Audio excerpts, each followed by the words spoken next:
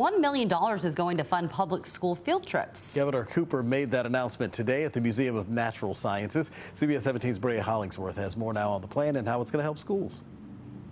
The Learning Happens Here Field Trip Fund. And we're very excited to announce that today. Rachel Billings is excited to take her kids on a field trip to the North Carolina Museum of Natural Sciences. They came all the way from Benhaven Elementary in Sanford to be able to enjoy the experience. We are taking our first field trip of the year, getting to explore more than what's in Harnett County, and this is some of my kids' first time ever even coming to Raleigh. Billings School is just one of many who visit the Museum of Natural Sciences, as well as other field trip sites across the state each day.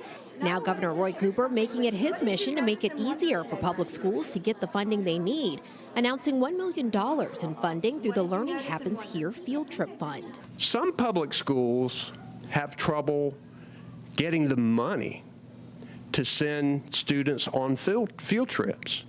It costs money to get a bus. It costs money sometimes for entry fees. It costs money to feed people during the period of time. So here's how it works.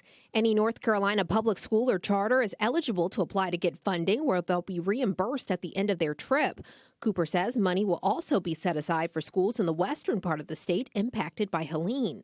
A lot of the schools had to close for a period of time, and we want to make sure that they get back on their feet. For Billings, she says more funding would go a long way in providing an educational experience for her kids.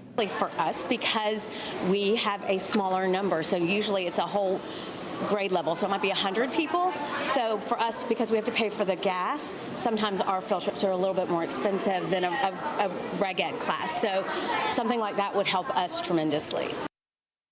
And applications open to schools today. They need to be submitted 8 weeks before the planned field trip. We posted all the information for you over on CBS17.com.